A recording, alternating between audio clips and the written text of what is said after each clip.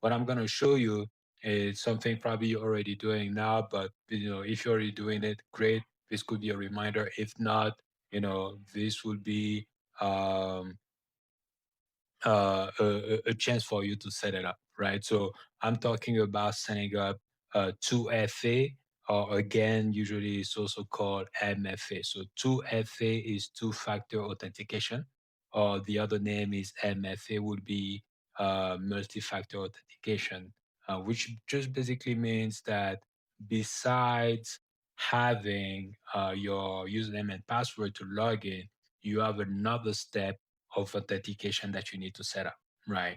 And usually the other step that you need to set up, they're gonna ask you to set it up either with SMS or with an authenticator application, right? And for the different authenticator application there, you have quite a few. Over here, I just have a couple examples. You have like Authy, you have like 2FS, too fast over here, too fast, 2FS. It depends on how you want to pronounce it. And you have a couple more. What I'm gonna be using over here, I'm going to be use Proton Pass. So you have some of the password managers. So example is going to be one password or even Bitwarden. If you're already using them as password manager, they have a way of storing as well the 2FA token that's going to be generated, right? And we're going to get there.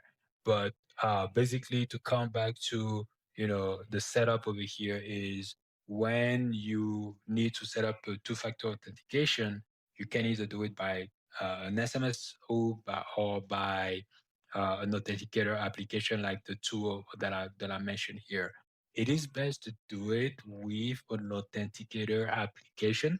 The reason that is because it's more secure. With SMS, you have uh, there is a vulnerability where hackers can actually do some type of SIM swapping. So let's say your data is breached. It's not only going to be the username and password that's going to be found in the dark web.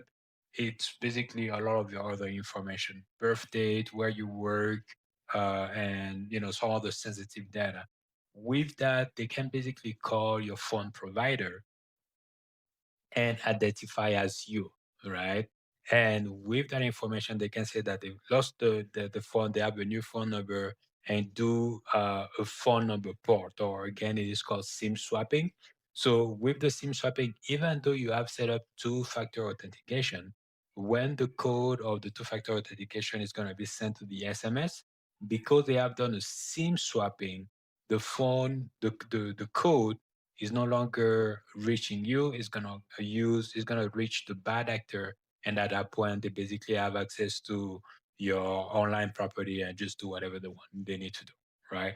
So that's why it is recommended to have, an authenticator application is better. Um, so yeah.